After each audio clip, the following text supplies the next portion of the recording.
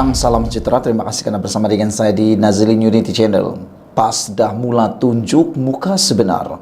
PAS dah mula tunjuk wajah sebenar. Itu komen netizen berkaitan dengan pendedahan dan pembongkaran pada petang ini. Selain daripada itu, ada juga netizen yang kata, mungkinkah ini adalah langkah terakhir PAS untuk menunjukkan bahawa mereka adalah abang besar di dalam Perikatan Nasional, bagi menunjukkan secara sinis kepada parti yang lain ada dalam Perikatan Nasional, khususnya Parti Bersatu, bahawa mereka adalah parti yang terkuat dalam Perikatan Nasional, mempunyai suara dan kekuatan yang sebenar Perikatan Nasional. Persoalan ketiga yang menjadi pertaruhan ataupun perdebatan ialah, adakah dengan ini PAS juga sedang menunjukkan bahawa Bersatu sudah tidak punya guna apa-apa lagi dalam Perikatan Nasional? Selain itu, ada juga yang mengatakan, adakah PAS dan Bersatu akan bercerai tidak lama lagi? Dan sudah tentu dengan apa yang dibentangkan pada petang ini akan menjadi perseteruan paling besar antara PAS dan juga UMNO. Hari ini diberitakan bahawa PAS akan bertanding jika kerusi menjadi kosong, kata Muhammad Amar, berkait dengan mengulas tentang keberangkalian 6 kerusi Parti Bersatu yang telah pun menyokong Anwar Ibrahim sebelum ini bakal dikosongkan dan diseru oleh Muhyiddin Yassin sendiri supaya dikosongkan untuk memberi laluan kepada pilihan raya kecil di kawasan tersebut yang dipanggil 6 Jahanam. Ini yang menjadi persoalan besar. Kalau PAS nak bertanding di 6 kawasan tersebut, apakah yang akan menimpa nasib kepada Parti Bersatu? Adakah Bersatu tidak akan bertanding di kawasan tersebut dan secara hati terbuka, dada menjadi lapang, membiarkan PAS bertanding di kawasan tersebut?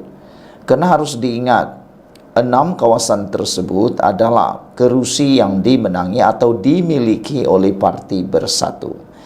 Jadi kalau PAS sudah menyatakan hasrat di hati, sudah menunjukkan wajah sebenar mereka untuk lebih berkuasa, maka adakah Bersatu akan terus memberi laluan secara percuma kepada PAS untuk memenangi kawasan tersebut kalaulah menang?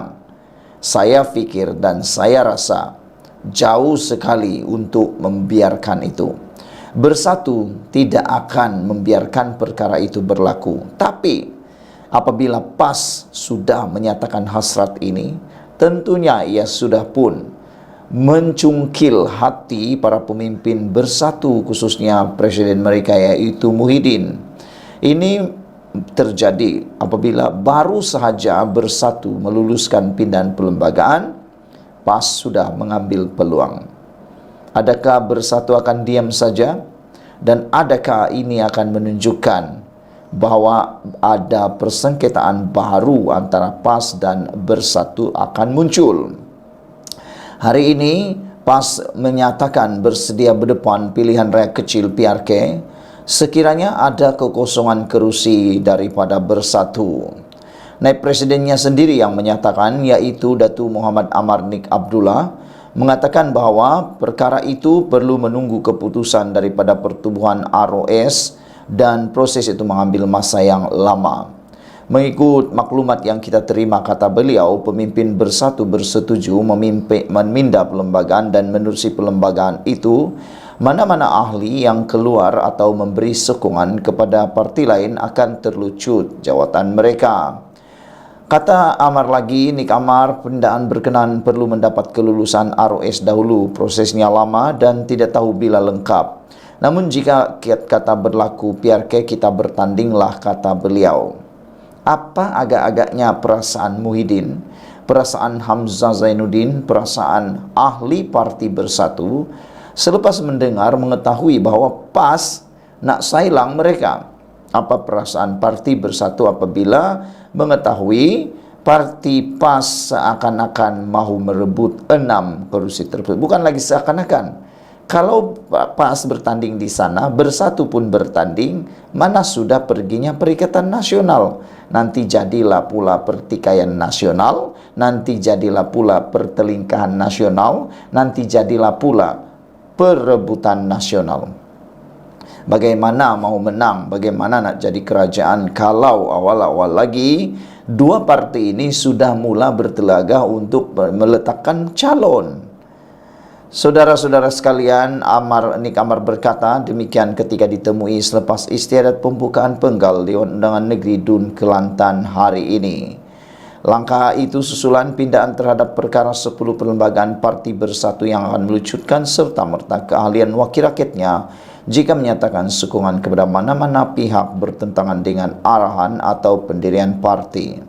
Sebelum ini, Presiden Parti Bersatu yaitu Muhyiddin Yassin berkata, jika 6 ahli parlimen berkenan kekal menyokong Perdana Menteri selaras dengan perkara 49E Perlembagaan Persekutuan, akta anti lompat parti akan berkuat kuasa, yaitu kerusi parlimen berkenan akan dikosongkan, kata Muhyiddin lagi. Menjadi perdebatan umum di media sosial sekarang ialah apa nasib Bersatu selepas ini. Adakah selepas ini Bersatu akan menyerahkan saja kerusi-kerusinya kepada Parti PAS dan Parti PAS akan menjadi abang long, abang besar, big brother di dalam Parti Gabungan Perikatan Nasional. Dengan adanya amaran seakan ini daripada Muhammad Amar, yaitu PAS akan bertanding jika kerusi Bersatu kosong, ini sudah dapat menunjukkan wajah sebenar PAS yang sangat bercita-cita untuk memiliki kerusi parlimen yang lebih besar, mahu menjadi kerajaan, pastilah. Tapi yang kita kesihan dan simpati sangat ialah apa nasib Parti Bersatu. Kalau PAS dah mahu meletakkan calon di 6 kerusi tersebut, pergi mana agak-agak Parti Bersatu selepas ini? Adakah mereka akan melukut digantang atau bagaimana? Kerana adakah Bersatu pula yang akan merayu supaya PAS tidak bertanding di 6 kerusi tersebut?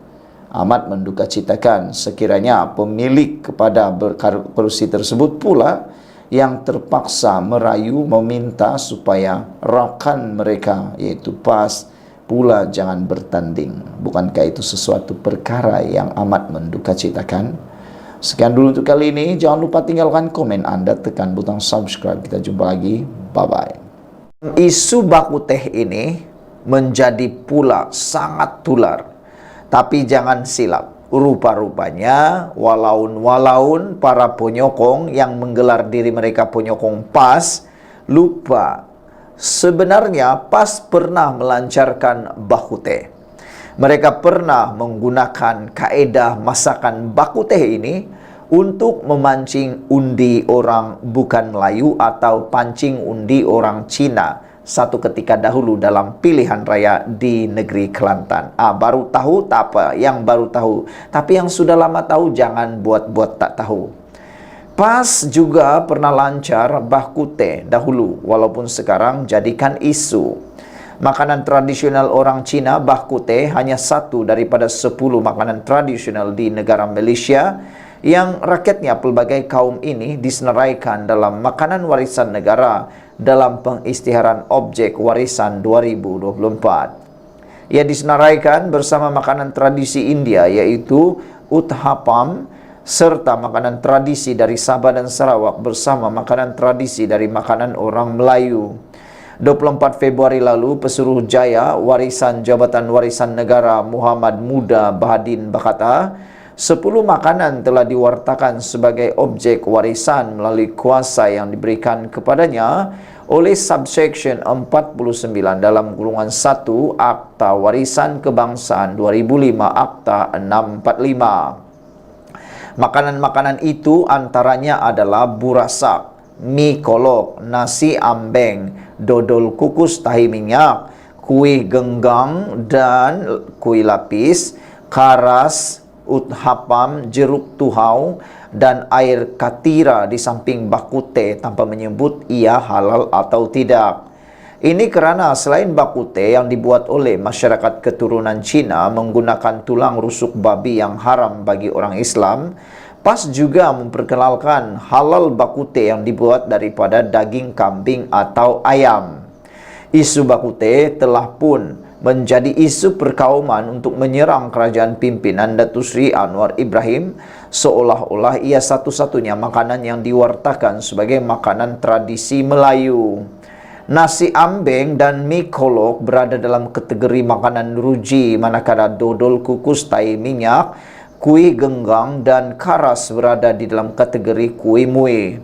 Bakute pula disenaraikan sebagai objek dalam kategori sup, manakala jeruk tuhau makanan pembuka selera dan katira minuman, kata Muhammad Muda. Untuk rekod, nasi ambeng adalah makanan etnik Jawa merangkumi hidangan nasi putih bersama pelbagai lauk seperti ayam kicap, rendang daging, sambal goreng, tauhu tampe, kacang panjang, bergedel, serta serunding yang dihidungkan sama ada di dalam talam atau daun pisang. Menurut gambar yang disertakan di Harapan Daily ini, PAS pernah melancarkan halal bakute pada tahun 2018 lalu untuk menarik sokongan orang Cina sempena satu pilihan raya kecil. Namun sekarang walaun atau penyokong PAS menjadikan makanan ini sebagai isu apabila disenaraikan dalam makanan warisan negara. Pada 8 Oktober tahun 2018 pernah PAS melalui Lajna Perpaduan Nasional telah memperkenalkan halal bakute, lapor media PAS melalui pas.org.my. Menurut laman itu, terdapat sebuah restoran bakute halal di Singapura yang menyediakan menu ini khusus untuk dinikmati oleh orang-orang Islam. Di sana mereka menggunakan daging dan tulang lembu atau kambing. Di negara kita, versi bakute halal masih belum dikenali ramai, lapor media itu. Bakute halal versi Lajnah Perpaduan Nasional disediakan khas oleh salah seorang ahli jawatan kuasa Lajnah Perpaduan Nasional berketurunan Cina, yaitu Puan Farah Fu Weiyi. Beliau memang mempunyai resepi rahsia semua herba yang diwarisi daripada mendiang ayahnya yang merupakan seorang peniaga bakute di Ipoh. Bakute halal yang dibuat oleh Lajnah Perpaduan Nasional menggunakan daging kambing atau ayam. Sekian dulu untuk kali ini. Jangan lupa tinggalkan komen Anda. Kita jumpa lagi. Bye-bye.